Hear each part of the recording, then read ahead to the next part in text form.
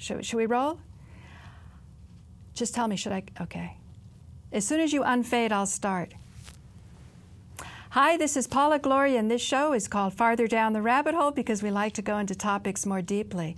A lot of my YouTube viewers were quite surprised one day when they saw many shows being put up, and the shows were in Vietnamese. And so to alleviate concern about my YouTube account being hacked, I have on my show the mastermind of those DVDs, who's a very good friend of mine, and that is DMT. Thanks for joining me, DMT. Thank you very much, Paula Gloria. And I believe that the Vietnamese people, who is a very big audience of 80 million people, would be grateful for you to allow me to put in my shows, because actually I had trouble with YouTube. They limited the new account to only 15 minutes. I know a lot of people are, well, they used to be 10 minutes, now it's 15. Yeah, so I figure out it's like 2 gigs, so it's about right. 15 minutes, and that's what they say too. No, they limit it by time, not by quality, because with the high definition you can go to really big files. But first tell viewers, why are you DMT? Because DMT is a popular psychedelic. And I just went to a conference a week ago, and it's an exciting conference by Rick Strassman, who's a doctor who got a grant. Rick Strassman? That's the one you introduced me to? Yeah, he got a grant from the NIH. He also got a grant from the DEA. I mean, that in itself was rather miraculous to get that funding and paperwork done. And he showed that the drug DMT elicited experiences that he felt were explained, lo and behold, not by Buddhism, not by shamanism in South America, by the Old Testament. And I know you have made your study. You call the Old Testament God 1.0. Can you run through that? That is very interesting, because I know it's interesting. I know that Rick Strassman, the one who wrote the book, it's a DMT, and that was the book that excited me a lot, because suddenly one day my wife saw the book in the library, and she's saying that it's me. And then she even was interested enough to mention that to me, by saying that's your secret book because you are DMT, and that's the big book with the cover DMT. So she bought it for me, and at first I said, she brought Rick Strassman's book for you? Yes, as a gift for Christmas. Really? So what is interesting is this. At first I said, okay, it's not me, obviously, and it's about a drug. It's about psychedelics. You know, yes. You're not a psychedelic kind of guy, are you? I did not even read that book. But one day, somehow, I don't know where I was, I don't want to say that. It's in, let's say, in the jacuzzi room where she put the book there. So I take a peep at the book. And lo and behold, the description by Rick Strassman on the DMT reflect exactly who I am. I know. It was pretty cosmic. Now, that is exactly who I am. It seemed like I am DMT, the molecule itself, or fell into it. You remember Asterix, the Gold War in French? They have the story when the guy who is become like a Hulk because he fell in the solution, the portion of the druid. That means what? The what? I don't know what sorcerer. No. Oh, the Sorcerer's Apprentice? Yes. So it became very big. So it seemed like I am that guy of DMT. I even wrote to Rick Strassman, and we even know each other. You know each other. You and I even introduced him to you by saying, invite him on the TV one day. You remember? Yeah, I wasn't interested either at that time. I know, but at that time you say you talked to him on phone? No, I don't think I ever talked to him on the phone, but it was... On email? No, not even on email. And he said that he did I just produced a show where he was a guest, and I was fairly impressed. But then I was really impressed when I went down to Judson Church and I heard him give a presentation based on his studies, finished up in '95, and he's waited 15 years to give the results of his studies because people have a lot of prejudice against the Old Testament. They think that it's old-fashioned and now these are modern times. Oh, so now just a second. I'm not sure the viewers know DMT is Dr. Mac Truong. That part is correct, but it's only a coincidence. I know. Otherwise, it means a lot of things, and it's exactly what you just said. I classify God 1.0, the God of Moses. And because, let's go back to first the basic ideas, and that I developed in a series of TV show that I would like to put on the YouTube with your account so that people can watch it even in its entirety. Yes, in its entirety. Because sometimes it's 3 hours. Within a few, let's say, days from now. Right. Okay? So the main thing is, for me, at least, a human being is like a computer. That means you are composed of software and hardware. Right. And the software has also a basic operating system. And that's the law.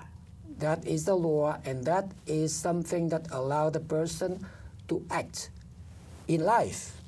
So actually, the first, let's say, software that was developed by Moses was a software directing a bunch of Jews who was in Egypt and who was the slave exploited by the Egyptian, and they were very unhappy and they want to get out of there, but those people are supposed to be uneducated. So it's a software and a formula to get out of slavery? Exactly that. And that is a formula to allow people to advance in life, to defend for their rights. And that is extremely important. So it would explain later on for you, for example, a lot of black people may hate the Jews, the gut of the Jews, directly. I can say that because I'm neither black nor white. I just say things bluntly. You're a neutral party, a Vietnamese. Okay.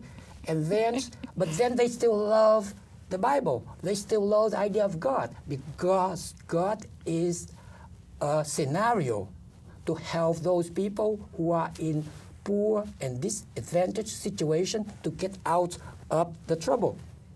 Some people don't love the Bible, though. Some people say that Jews are arrogant because they consider themselves the chosen people, the ones who are the dispensers of the law, or people who are upholding the law. The Torah and the law are interchangeable. That's exactly the idea that I'm saying.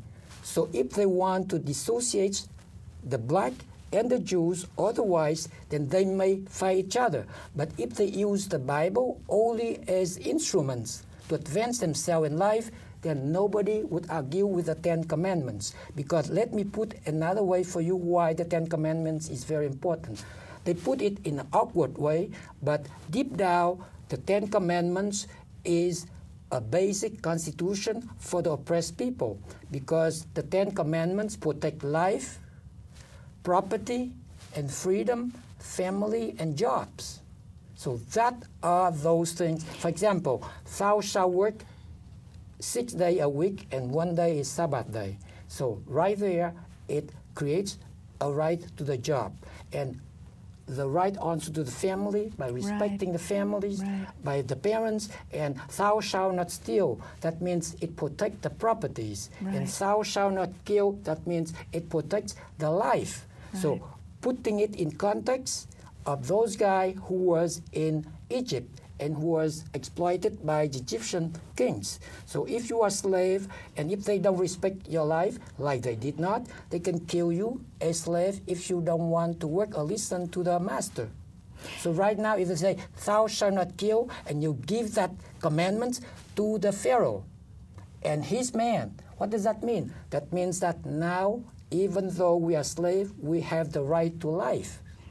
But then what about the Canaanites when they displaced them, when they left Egypt and they had to clear property? Yes. How do you justify that? Because I know you're a PhD in law, you have a legal mind. Now, I'm talking about things in general. If you talk about how come that you may respect the right to life for certain group of people and you don't to the others. Right, and that's always been a problem. That part is true too. But then that would get involved in who has the right to be human beings. Up to this point, you just talked with Viney about everybody want to have the rights to the basic items like life, property, and freedom. So I just, even also you thought about, so if you apply it to the women, it applies the same way. For example, you talked about something that made me laugh, and I was very sad too.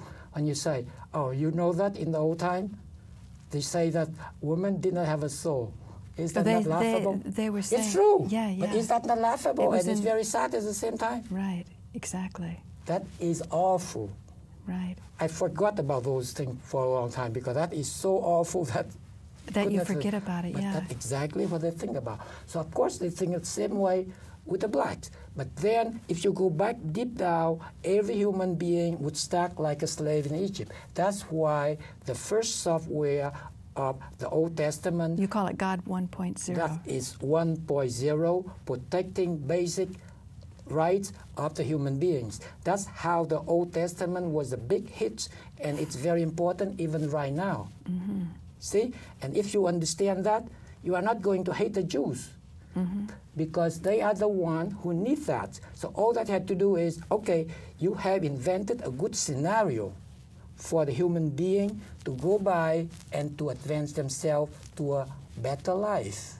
And there's nothing wrong with that. Now, so some now, people if I'm African, I'm black, I can follow the same way. So if you want to follow the same way you want to follow, and that means you use the software of God 1.0, you are God 1.0 user. And that can be done whether you are Jew originally, or you're black, or you're white. Because it's truth, it's law. It's how nature and that's operates. for everybody. That's even for women, and also even for animals. If one day they know they're right and they can talk and they can defend themselves. And yet people will say the Old Testament, I talked to Molly, my friend, she said it's so mean, you know, eye for an eye and a tooth for a tooth kind of thing. So now we get to God 2.0. Let's talk about Jesus. Right. So after why, on that basis, that was a big hit. Then came along someone who feel that it's not sufficient. So what's wrong with that? Nothing wrong, but it's too tough, like you said. For example, in the Old Testament, actually, they defend slavery. That means you have the right to have slave before maybe all your life, like in Egypt. Later on, for a Hebrew master to have a slave, you know what is the difference? The difference is you have it for 7 years. After 7 years, you have to give freedom. So you may say that, and a lot of people get confused about the idea. Say, oh yeah, okay, the Old Testament is not good because it defends slavery at all. My answer is, it's still an improvement, because before the Old Testament, you may be slave all your life, and you may be killed by the master for no reason. But now, at least, it's limited to 7 years, which is better, progress. So now, from that, we go to Jesus, who come in and say that, that's still not enough. For example, if I happen to commit adultery, like my mom did, they stone my mom to death. And that is exactly an issue that is burning right now in Iran. In where? Iran. Oh, in Iran. They're right now still stoning people or women committing adultery to death. I don't see that they stone a man who committed adultery to death. Well, that's what Jesus said. Who has no sin, cast the first stone. And I guess all the people with stones may have had sex with her, so they dropped their stones. But you don't see my point. People still get lost about that idea. But for me, the fact that now it come to a time when you cannot, let's say, treat people too harshly, because human being, after they get the basic right to life, basic right to a job, basic right to a family, basic right to be treated humanly, they want more right, because they want to be loved. That means getting service without paying for it, free service. That is love. Because people still get very confused about love, and how come people say and was so interested about love. It's because it is a source of free services. Then that would transcend jobs. People wouldn't work for money. They would work for the joy of working. They wouldn't have to be compensated with money. That part also is another idea of Jesus. Jesus said that, why do you have to work? The lily of the field, it doesn't work, and it still can get benefits from God, etc., etc. Right. So that guy was a revolutionary. He come in and he changed, let's say he improved the condition of the human beings. Because before, assuming you follow all the 10 commandments, but then you don't work, you starve to death, fair with everybody. But now Jesus come and say, even if I don't work, but I'm sick, you still help me out. So that is based on love and free services by other people. And also, even if I commit adultery or I commit some kind of sins or guilt before, I would be stoned to death. No chance. Now I should get a second chance. So that is love and forgiveness, two new inventions by Jesus that modify the Ten Commandments, not in the content, because actually adultery is still wrong, stealing still wrong, treating people badly is still wrong. However, you still have to apply a kind of leniency to those crimes, if you want to put it that way. So Jesus' love, you talk about absolute relativity or relative absolute, that you have to take each case. That's correct. It's out to be a little sophisticated, but Paula, I can also say that to the audience, is very smart, and she has already followed my, let's say, line of reasoning for a while, so she can come up to it. That is true. What Jesus was is, he was actually a relativist. He relativized things because people before him would take the Ten Commandments in an absolutist manner. Mm-hmm. For example, and so you took right. Aristotle and you were comparing with philosophy. They make things really black and white. Mm-hmm. Okay, you commit adultery. That's it, right? Either you did or you don't. Mm-hmm. Okay, you did. You should be punished according to the law, stoned to death. Nothing to talk about. Right, because the idea of dispensing justice isn't supposed to be an emotional process. It's supposed to be a rational, logical process. Yes. So either you committed adultery or you didn't. You come back to what you said before, but now it come back in a context which is easy to understand. Say, a life for life, a tooth for tooth. See? Eye for an eye and a tooth for a tooth. A life for a life too, by the way. Oh, it says that? Yes, of course. If you take a life, you would be killed with your own life. Yeah, I see. Oh, right. Of course, obviously. Right. A life for life, an eye for an eye, tooth for tooth. Is what it is. So it is up to certain point, if you want to put it that way, a simplistic way to apply the law. Mm-hmm. So Jesus come in with a new version, and he is the relativist. That's how I had an old show with the topics of what is the common point between Jesus and Einstein. Nobody knows. But I say both of them are relativists. So that's why it comes back to also from God 1.0, you get to God 2.0 with Jesus. Okay, now let's move on to God. And then you go God. to God 3.0. Okay, now that means you go to another level of relativity. And that is absolute relativity. That makes DMT, God 3.0, the big difference. So if you want to put it that way, you can watch my show now. It would be on YouTube on Paula Gloria's channel. And you can see that very clearly. How is the average Vietnamese viewer absorbing all of this? What are they thinking? Because I know from myself, I grew up in the 60s and the 70s, and the Vietnam War was raging. And we, particularly people in Berkeley, pacifist types, feeling that war isn't the answer, just felt horrible about it. And recently, Joe Barton was saying he started chain smoking in Vietnam. He was lighting one cigarette off the other because it was so horrifying what he was seeing when he was on the deck of the ship, watching these villages being blown up. And, you know, how do the Vietnamese respond to your work? To my job right now? Well, is it cultivating more forgiveness in their heart for the huge trauma? Viney was just talking about 9/11, but what Vietnam went through, and we were going to talk about Ho Chi Minh. Yes, Would Ho Chi Minh have?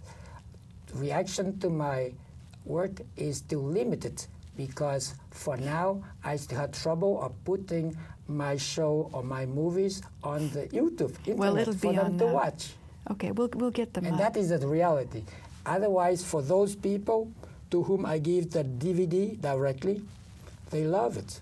Right. But still, had to distinguish. I just talked with a Vietnamese person who is about 70 years old and who knew exactly what it was during the war and after the war and right now in America. So he said that my line of work, if you want to put it that way, or my movies pleased very much to people who knew what was the war. However, it's difficult for those guys who are born after the war. And a lot of them, now the war was over for 35 years. And most of the Vietnamese people are younger than 35. Do you know that? Really? The great majority of the population is under 35? Yes. And to tell you the truth also, the Vietnamese as a language that I use is a little difficult for them, because a lot of things they don't have an idea. You mean the language, the Vietnamese language has evolved since you, because I know you're a no, very it doesn't educated evolve, person. But let's say, very educated, if you want to put it that way. So you are. Say, I have 3 PhD, and I make poems in Vietnamese, and I wrote book in Vietnamese too for them. But are you too highbrow for the common Vietnamese person? Yes, I would say. Not only that, but now I'm criticized even maybe by the American, because the way I'm talking, it may sound too technical for them. And they say, oh, he talked about something that's not connected to it, only a few people, but not too many. Mm-hmm. Mm-hmm. I notice in your work you sort of venture into what others would call pornography. How do you justify that? I have nothing to justify. I see. I just talked with Susan Beth, our colleague in the control room. In the control room, and she said, your thing is too good, however, it's pornography. I say, first, it's not pornography, it's human female beauty. There's nothing pornographic about it. So what you do is you use the natural interest men have in women to get them to focus, and then you shift their attention to something higher. Right now, to see a deeper beauty, the beauty that underlies the beauty of a woman's body. If you want to put it superficially, for me, a lot superficially bait and switch? Yes, no. A lot of time when you see an advertisement of a car, suddenly you see a beautiful girl next to the car. No, it's done. I recognize that. It's a common thing. all the time. Yeah. And there's nothing wrong with that. Right. So, for now... But how are the Buddhist monks accepting this? Because I've seen Buddhist monks in your shows, too. Oh, how would they accept that?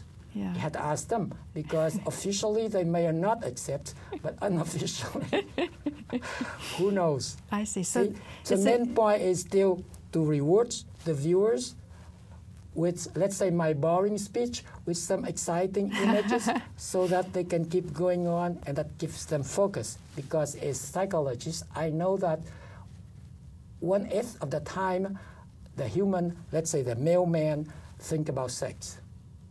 Yes, when you see a beautiful girl, you think about sex.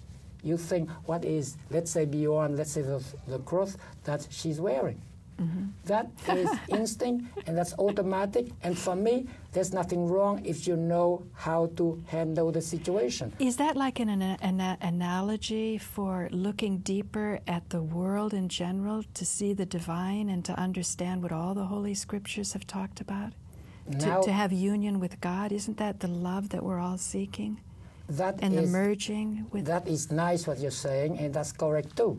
Because once I show them everything that they want to see deep down in their heart, there's only other more beautiful thing that they can see spiritually. Right. What else now they can expect from me? So, see? And that's now, it's a good point. Right.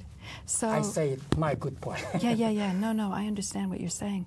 So did you have a spiritual revelation at some point in your life where you just really understood the unity and the beauty and the love, despite the newspapers and the Vietnamese War and, you know, all the horrors that continue? Then I can give you also something personal about me. Why do I say that, and people will see it, that I am God 3.0, that means the version of God 3.0, the software, in person?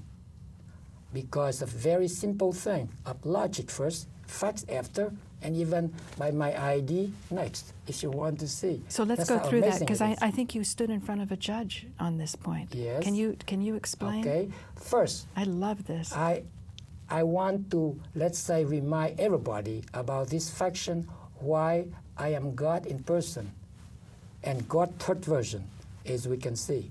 Now, because I believe that God is everywhere at all time, so wherever I am at any time, God is me. Okay. What did the judge say to that?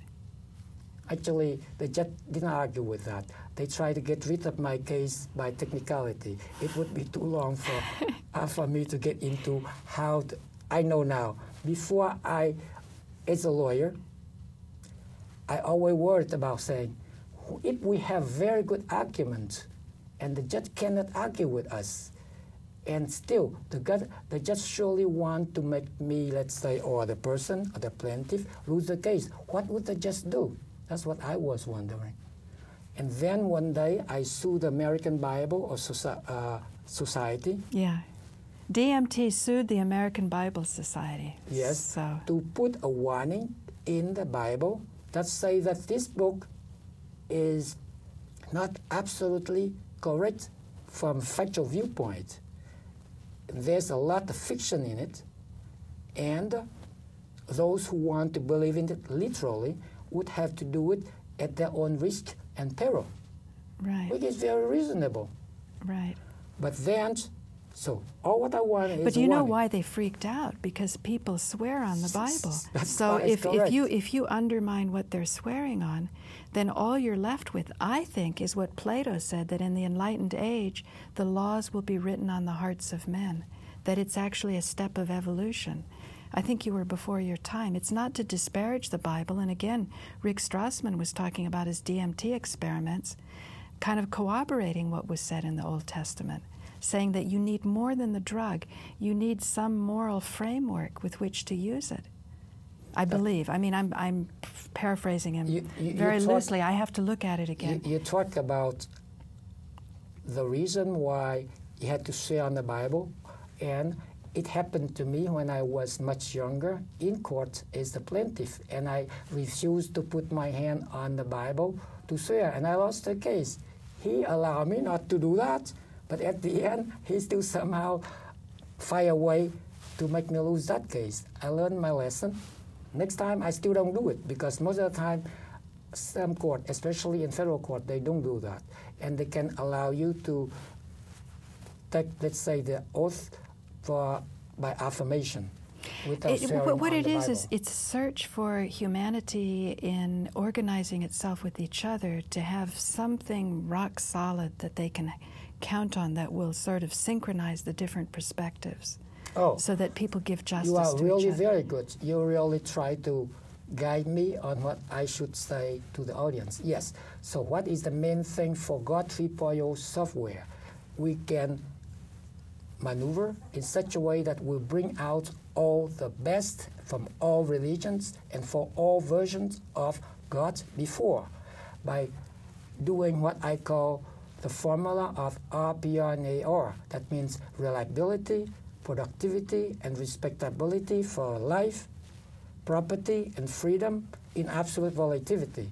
If you learn that formula, then you have a formula that is better than the first version of the Bible, or God 1.0. You do it better onto the second version of Jesus. Because actually, the second version of Jesus, like we try to sum up now, it's a big hit, and I have nothing against it. It's very good, because it gives you all the right to life, to property, to justice, to a job.